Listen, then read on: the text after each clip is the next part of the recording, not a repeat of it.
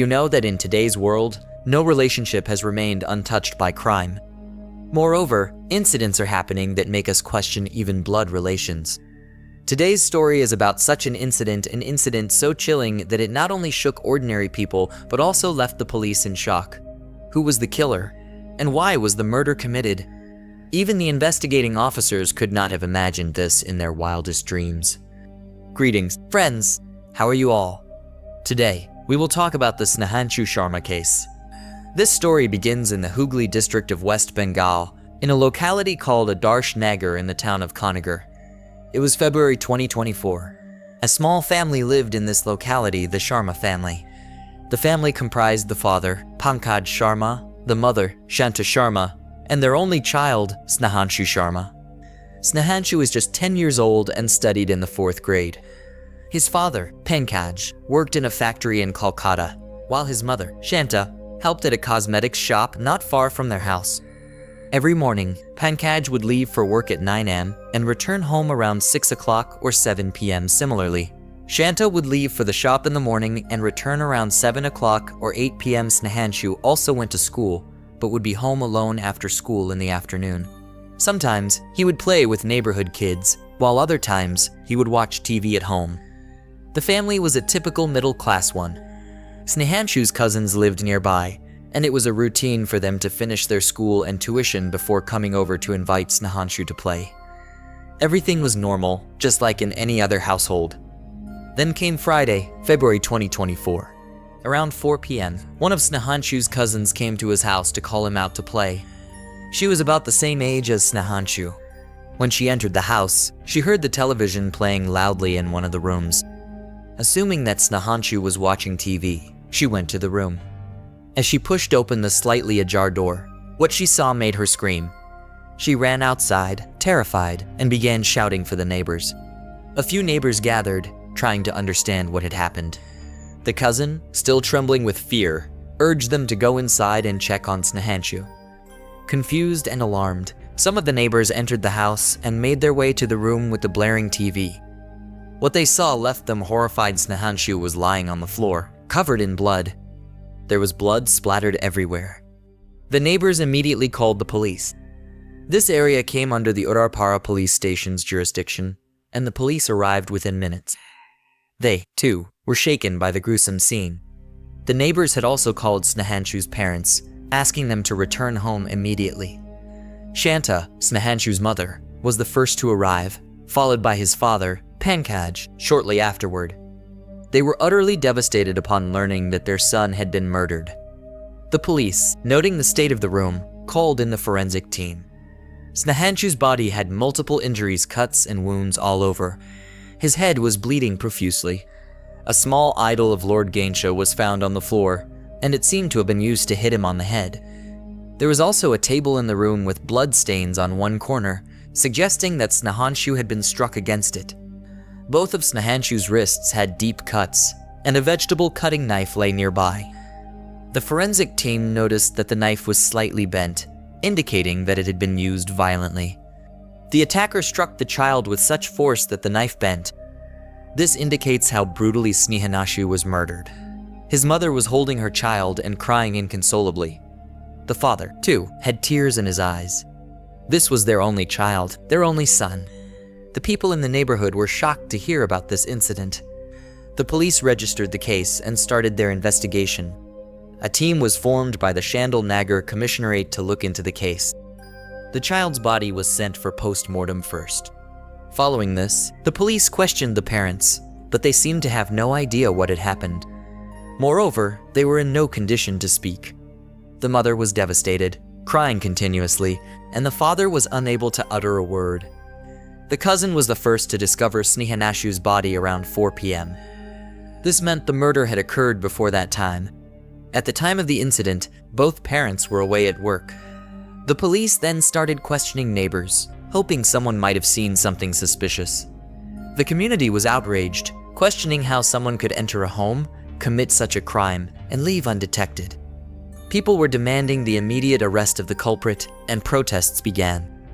Fingerprint experts and a dog squad were called to the scene.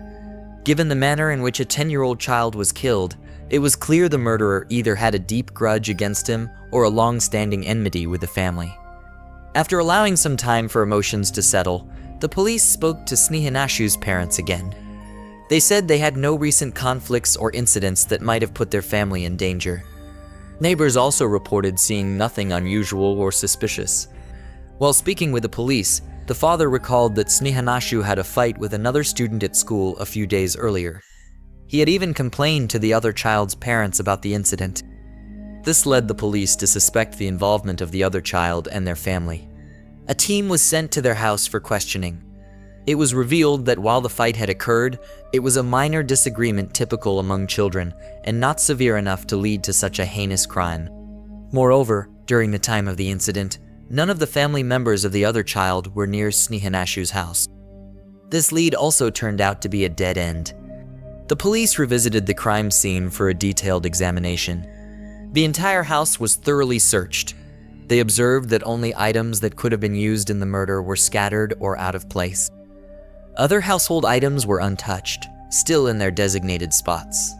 They checked all the doors, windows, and other entry points to the house, and everything seemed intact. There were no signs of forced entry. Snehanshu's mother confirmed that all valuables, including cash and jewelry, were still in their places.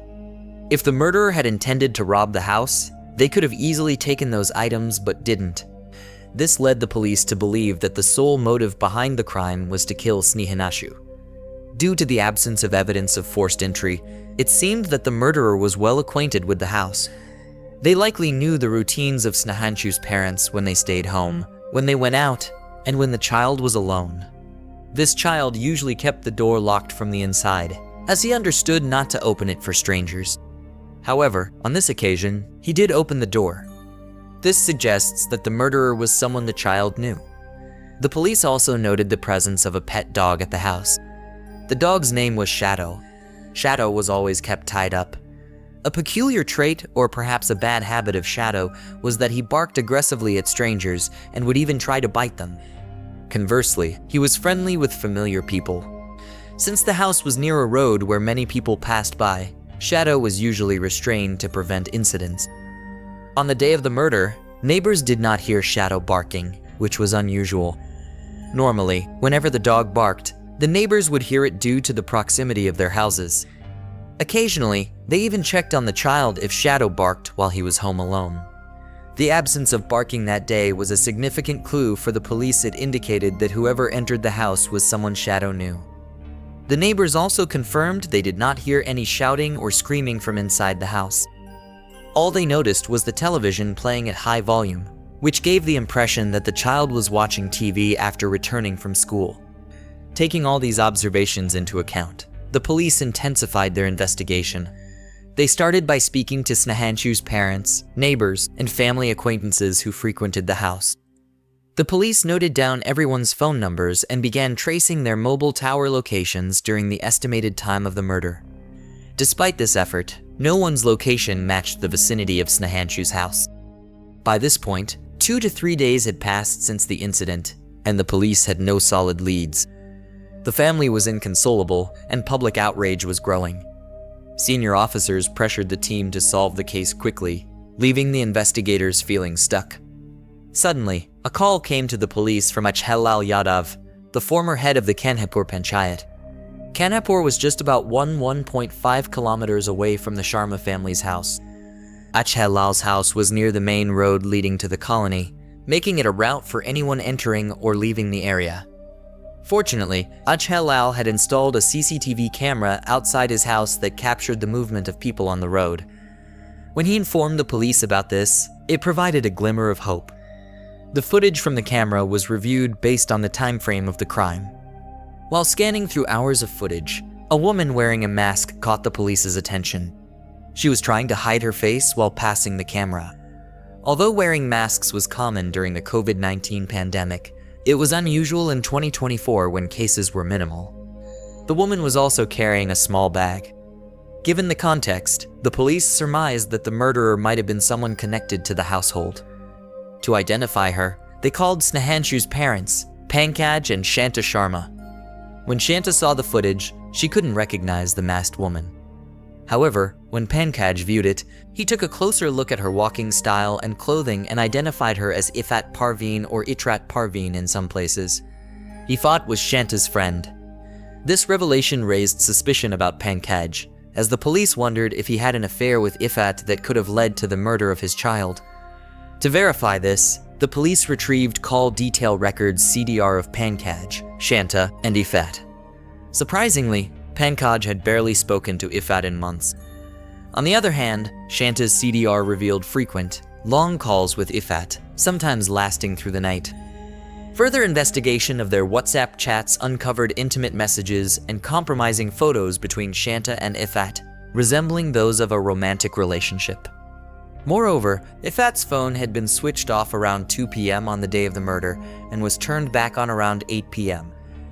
During this time, she was seen on CCTV entering and leaving the colony. So, after coming this far from her home, why did she turn off her phone? Before it was switched off and after it was turned on again, the phone was still in Vadganj. This means she had left her phone at home. Generally, when someone goes out, they take their phone with them so they can be contacted in case of an emergency. This was the reason the police initially couldn't find her location in Kananagar. When they tracked the known people of the Sharma family, they got her location. On February 20th, the police team went to Vadganj, where Ift Parveen was picked up. She was brought to the police station and rigorously questioned. She was terrified and admitted that she had killed the 10-year-old boy, Snehanshu. But she wasn't alone in the crime.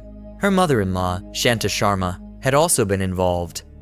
The police then arrested Shanta from Kananagar that same day. Initially, she denied the charges, but when she came face-to-face with Ift, she too confessed. The story is such that Ift Parveen and Shanta Sharma were in love with each other. They were in a same-sex relationship.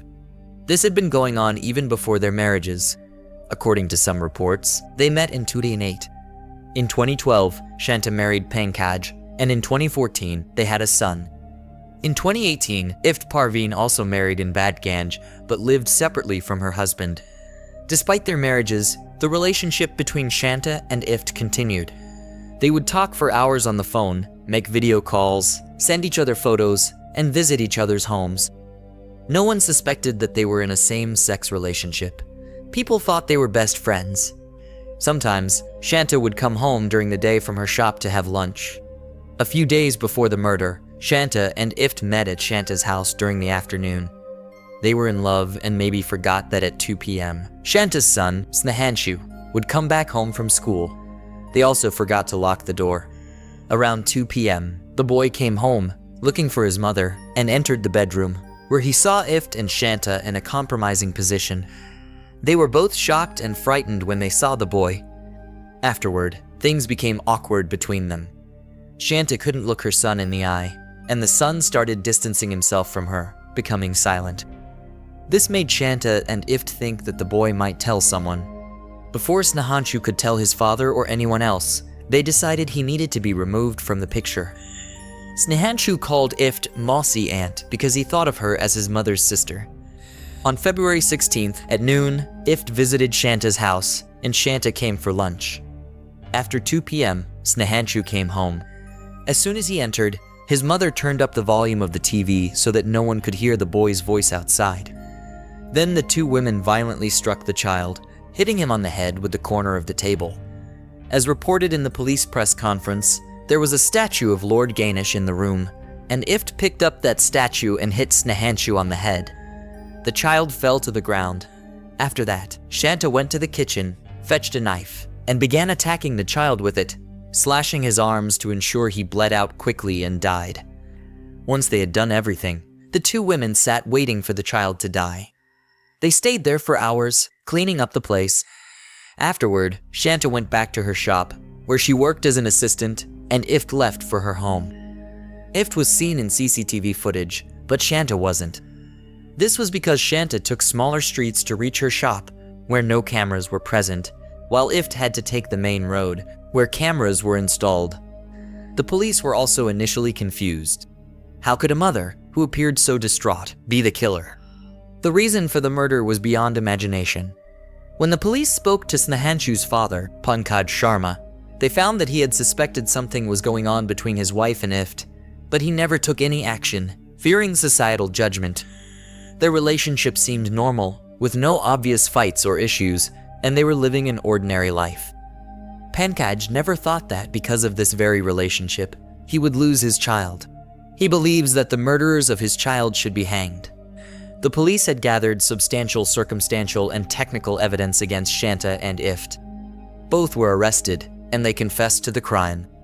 The Srirampur Sub-Divisional Court sent them to judicial custody. When they went to court, neither of them had a lawyer representing them. Currently, the case is ongoing in the court. Let's end the story here. Please comment and let me know what you think of the video. Don't forget to like, share, and subscribe to our channel, and hit the bell icon. See you in the next video. Thank you.